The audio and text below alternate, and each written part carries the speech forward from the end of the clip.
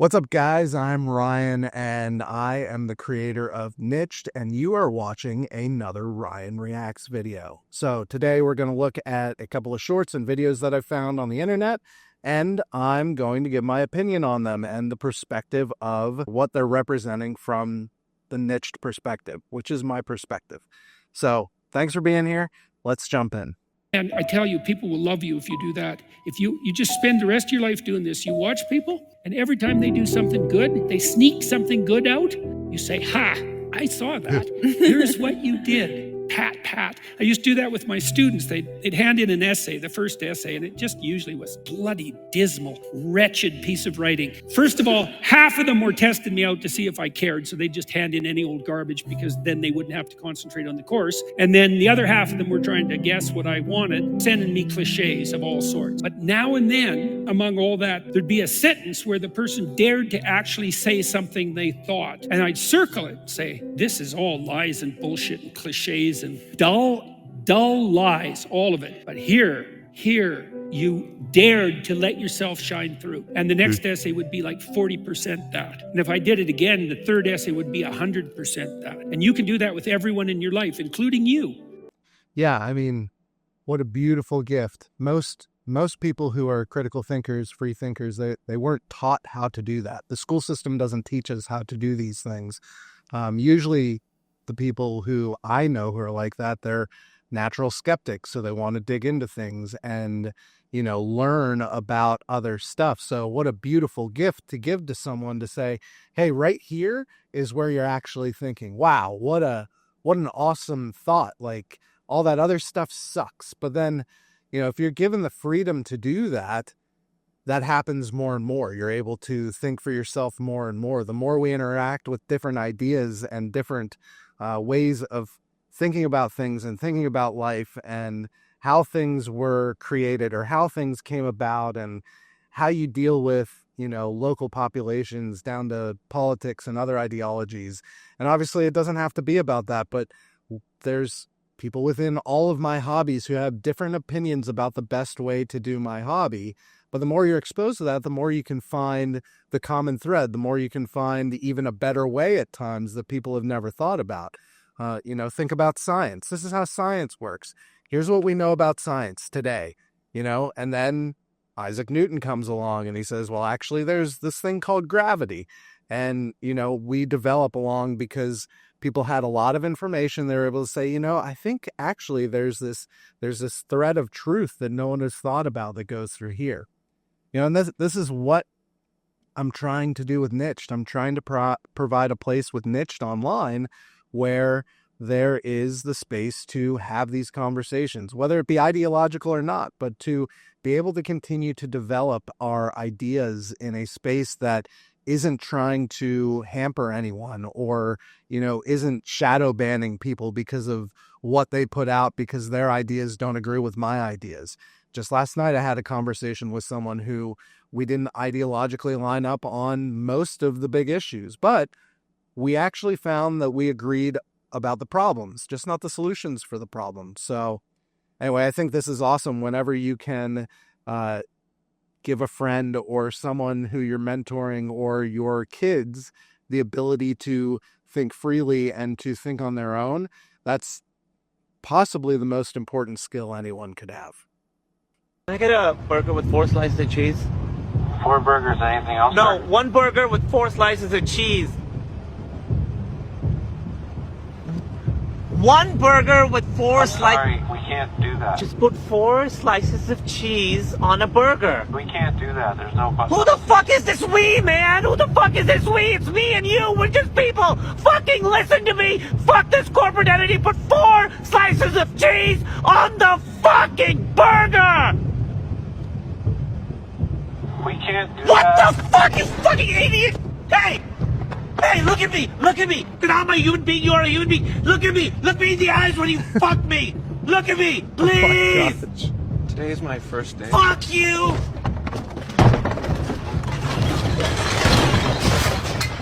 oh my gosh. I think we've all felt that way before. Maybe we haven't reacted in that way. Maybe we have reacted in that way. I've reacted pretty poorly before, but I think we can all relate to the feeling of, what are you talking about? It's you and me. What do you mean you can't put 3 more slices of cheese on my cheeseburger? And you know, this goes, this reminds me of a video I did a while ago that I called Not an NPC. You know, too many people out in the world are acting as NPCs. And if you're not familiar with this, it comes from gaming, and it stands for non-player character, a non-playable character. And it's something that is just programmed, and they've got their, you know, maybe 10, 15, 20, 50, if you're lucky, lines of dialogue, and they walk a certain path through the game, and that's it. You know where to find them. They're always there. They're always doing the same things. They never deviate. They can't think for themselves. And, you know, it's like, just put an extra 3 slices of cheese on my burger. Why can't you do that? So too many people are walking through life as NPCs, and it's not really a great thing. You know, it's okay that you go and you do your stuff, but try and deviate from the path a little bit. I think whether you're introverted or extroverted, you are, you know, searching for that sense of adventure. Now, a lot of times introverts, they will settle in and snuggle up and read their book, and they get their adventure that way. Okay, cool, fine. I am not that way. I can't sit at home and just read a book and be satisfied, or even just watch a movie and be satisfied. Like, I want to go and experience the world. And I think everybody on some level wants to go and do that, regardless of personality type. So, yeah, don't be an NPC. Get out of your comfort zone. Go do something that you've been thinking about for a long time, that you feel stuck and you can't start. Just go start it. Go buy the thing. Go open the box for the craft that you want to do, or, you know, the piece of equipment to get you going. Go buy the rollerblades, whatever it happens to be. Go do it and get out in the world and experience life.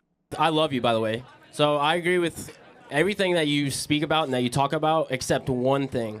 So I drove 6.5 hours to debate this one thing and to settle it.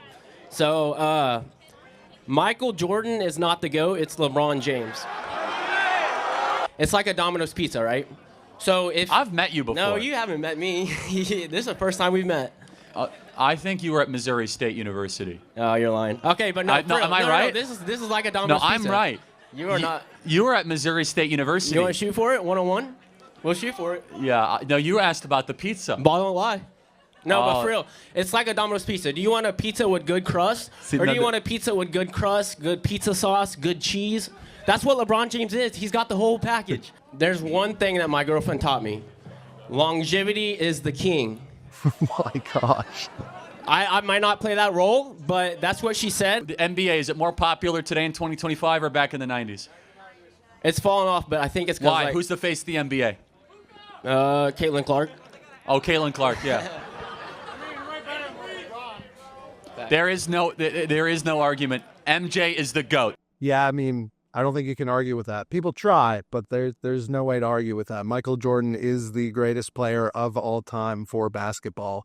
Now, that's not to say someone won't come along, but hard to argue, you know, and like Charlie Kirk or hate Charlie Kirk, one of the reasons I want to put stuff like this in is because it's stuff that is not divisive. I mean, it is divisive, but it's not divisive in a, you know, ideologically explosive way. I think too often we vilify the people who don't agree with us, and we say, that is my enemy. That person over there, that's my enemy.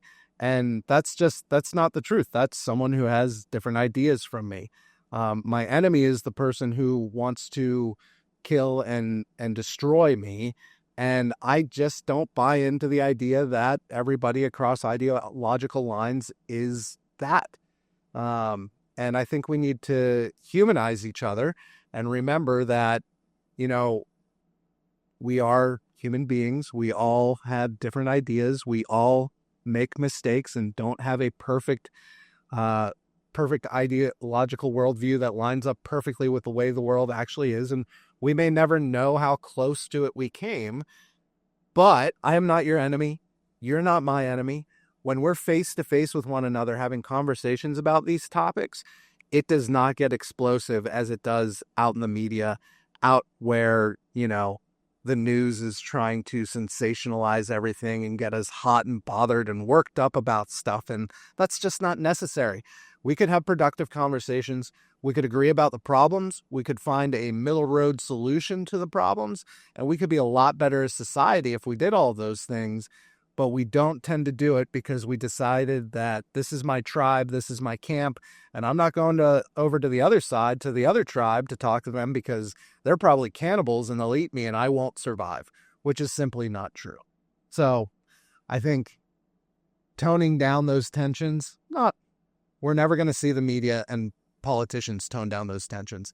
But I think one-on-one, face-to-face, we absolutely should and can and have productive conversations if we can learn to, remove our emotions a little bit from those types of things. Now, Michael Jordan, the GOAT or not, he absolutely is the GOAT. I'm sure plenty of you will tell me that he's not, but you're wrong. So thanks for being here and thanks for the comment. This is nuts. People are using pregnancy tests as Plan B pills. You heard that right. People are finding Plan B pills inside of their pregnancy test. Okay, so it looks like this is the right stuff. I just got in my car and I have the Plan B. Sure that's okay, not a check Plan this B out. pill. Okay, see if this is real. That's got to be like Okay, looks legit. a Feels really moisture light. thing or something Okay, we're gonna like open this that. puppy up. Oh my gosh! I knew it. Guys, I knew it. So that's a moisture absorbing tablet, very much like the ones you get in a new coat or new shoes. Please do not eat it. It's not Plan B. And if you eat it, call your doctor, please. Yeah. This is why we shouldn't listen to social media, folks. Like, I don't know.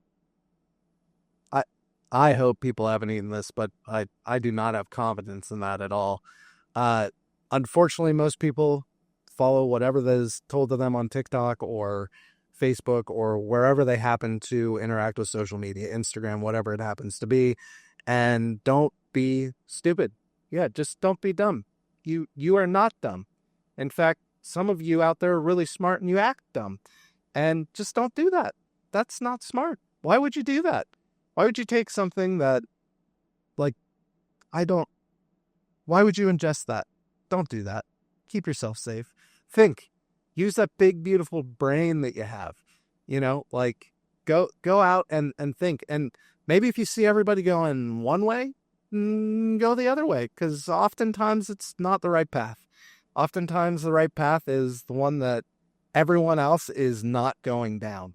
So, yeah, please don't eat the moisture absorbing tablets in your pregnancy tests. That will probably not do what you want it to do, and it'll probably harm you. Down to business to defeat the Huns. Did they send me daughters when I asked for sons? You're the saddest bunch I ever met, but you can bet before we're through, Mr. I'll make a man out of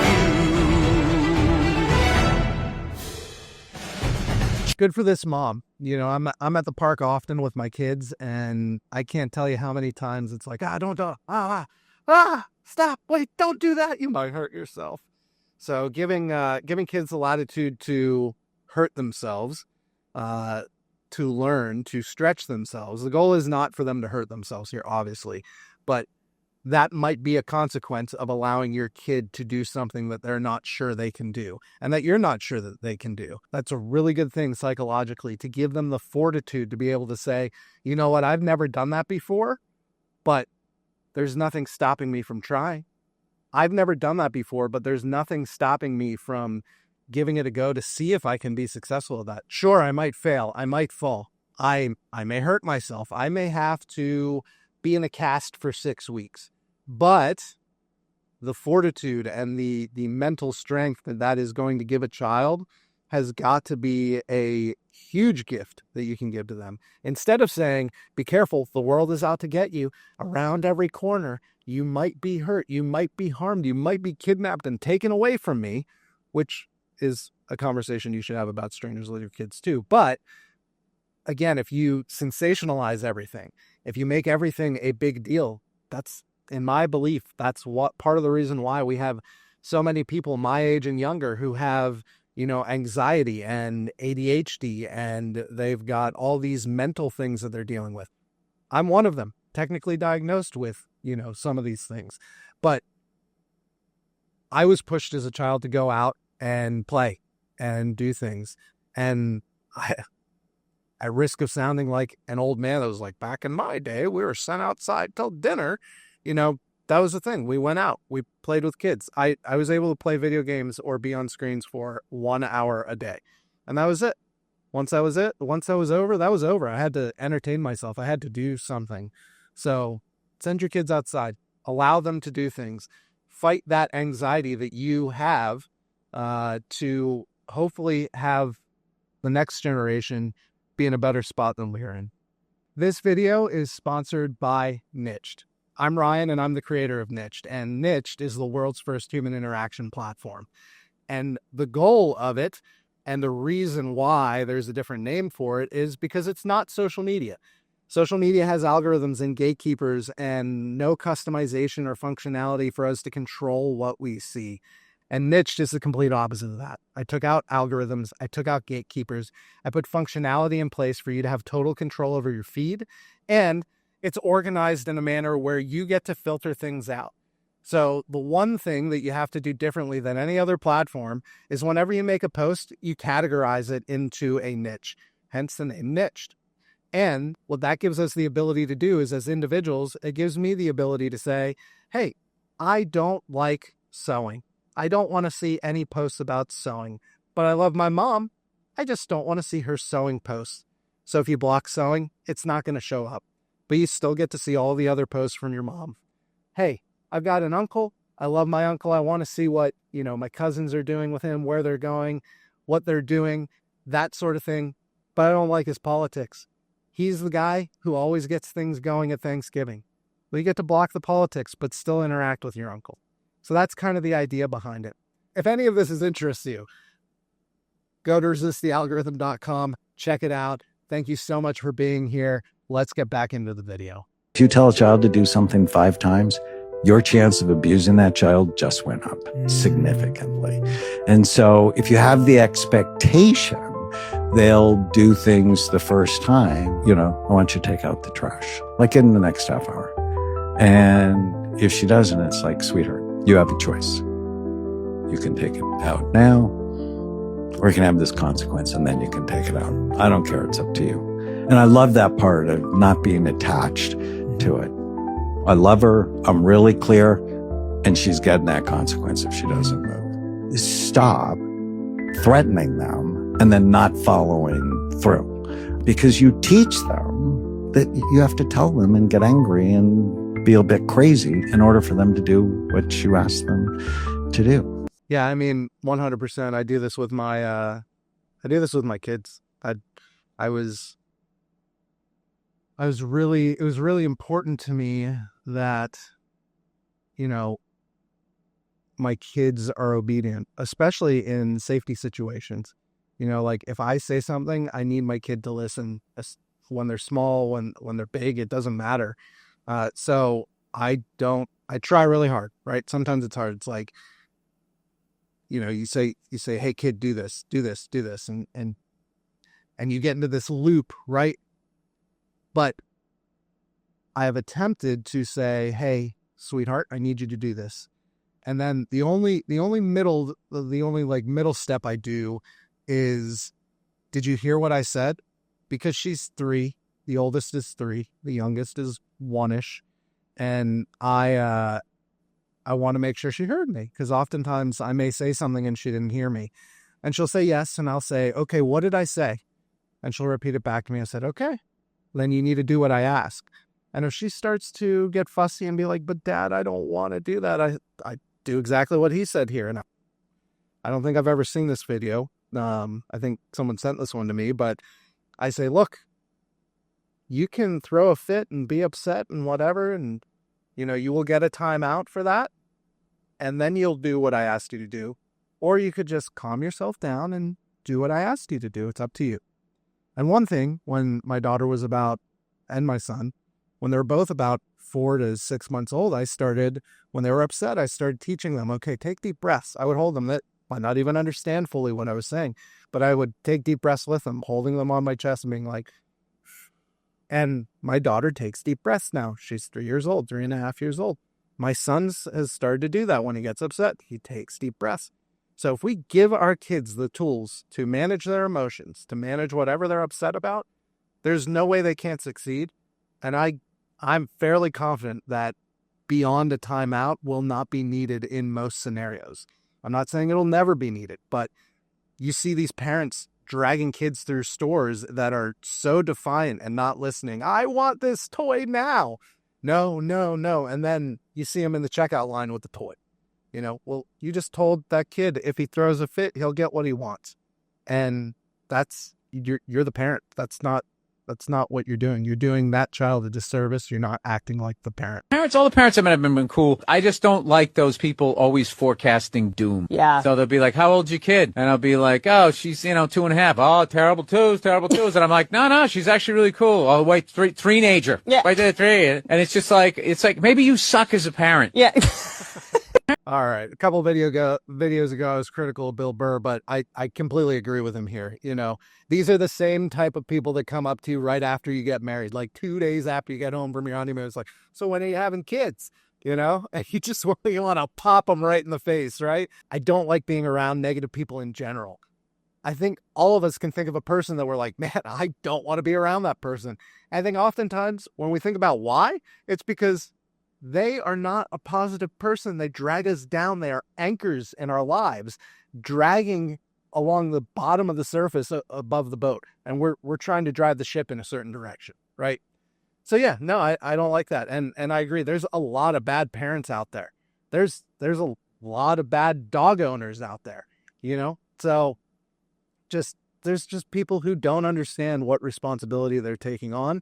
And then with a kid, it's a little bit different than a dog because you can usually rehome a dog. Rehoming a kid is a little bit different. But then you don't rise to the occasion. At some point, you've got to realize, I'm a parent, rise to the occasion, be a good parent. My kid is like so well behaved all of the time. And that I will fully take responsibility for that. Me and her mom, we take responsibility for it. Does she have her moments? Absolutely she does. But we've given her the tools at 3.5 years old to manage her emotions and be able to be as productive as a 3-year-old can in society. And that's our job as parents. And if you're not doing that, you're a bad parent. The good news is you can become a good parent by choosing to rise to the occasion. There's a lot of information out there. There's a lot of ways. You've got to do some work, but you got to stop being an absentee parent. You got to stop letting your kids run all over you, because that's where the attitude problems come from. Not having a structure. Kids desire structure. They want to know the rules of the game and they want to play the game. So you put guide rails in and your kids will be just fine. If you're a good father, you're radically encouraging, and you encourage your children to go out into the world and prevail. You teach them to handle serpents. You don't protect them. You don't shelter them. You push them out and you say, no matter what comes your way, kid, I've got confidence that you can handle it. No matter how terrible it is, no matter how challenging or daunting or malevolent it is, you've got it. And when you see your children doing that, if you're a good father, it fills you with gratitude and love to see your children acting that out, even at an early age, to taking the risks of their first steps or climbing their first play structure or going out in the playground to make new friends when they're strangers or going off to school alone. All of that, you think, it's dangerous out there. It's like, good, go. I know you can handle it.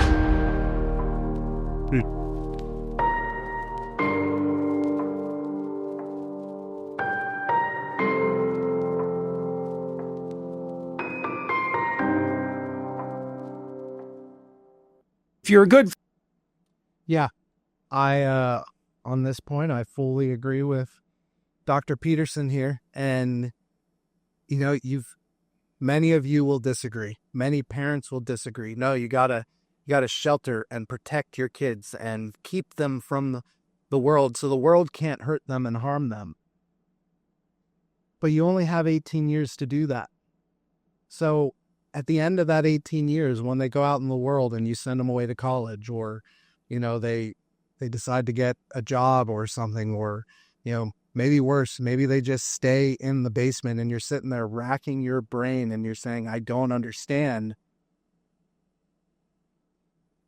why you won't go, why you won't become something bigger. I raised you, I fed you, I kept a roof over your head.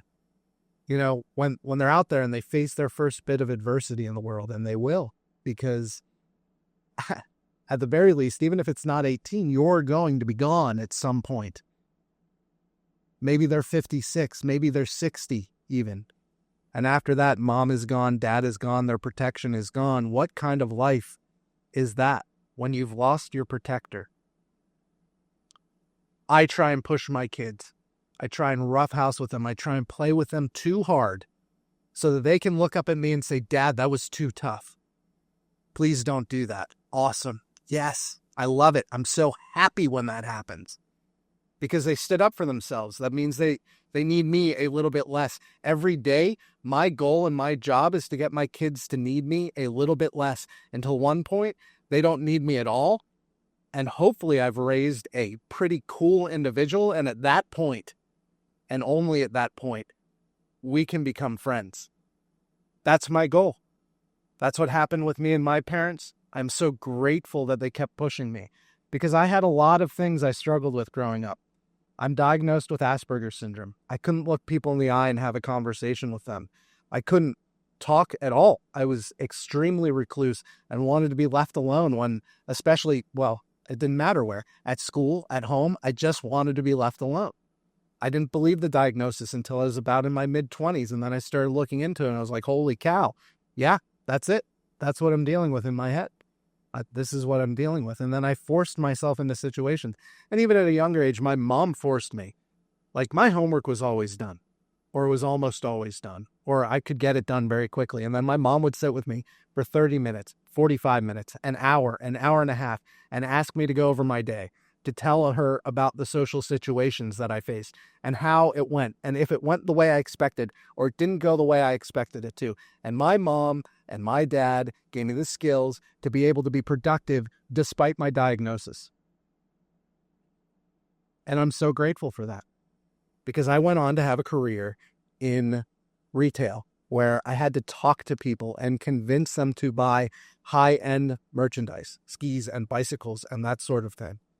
And then I had a career where I was doing web development and marketing, and I had to deal with customers.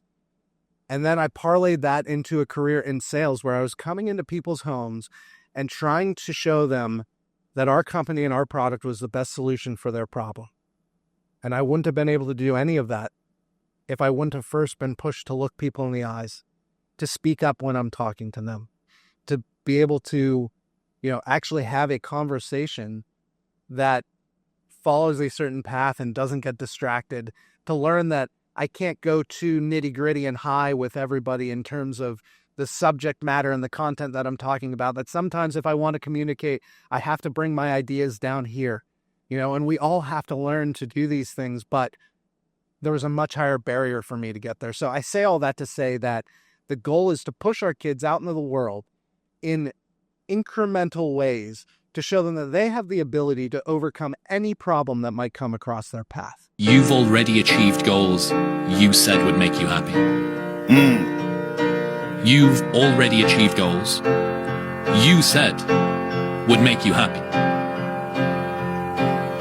How can you presume that your happiness sits on the next side of the next set of goals, given that right now you are on the other side of your last set of goals? Yeah, I think most people say to themselves, if I could have this promotion, I would be happy. Or if I could have this thing, I would just be happy. Or, if I could be dating this person or married to a guy like this, or if I could have a kid, I would be happy. Or if I could have a dog, I would be happy. Or if I could only get to retirement, I'd be happy. And we set these goals. And I don't think the point of what he's saying, not the way I took it, is setting goals is a bad thing. But the point is, how do you know that'll make you happy since you've already set these goals and you've achieved them and you're still not happy? So for me, I don't try to be happy. My goal is not to be happy. I stopped trying to be happy a long time ago. My goal is to be content with where I'm at still have goals, still have ambition, but to be content with where I'm at and to find joy in the moments that I have with the people that I love and the things that I'm doing, and to try and not be stressed out by the goals. Too often we set these goals and then there are these stressful things that we have to achieve. So I've stopped trying to be happy. My goal is not to be happy. I'm trying to be content. I'm trying to find joy when I can. Because the fact of the matter is, life is not just sunshine and roses. You know, life, there's problems, there's issues. And if you attach your satisfaction of life to whether you're happy or not, there's going to be a lot of time throughout your life where you don't think your life is fulfilling. So for me, attaching it to being content and finding joy is something I can do in any situation. My sister passed away about 1.5 years ago. She was, without a doubt, my best friend and my favorite person on the entire planet. And it cuts me deeply still to this day, and it will cut me deeply forever.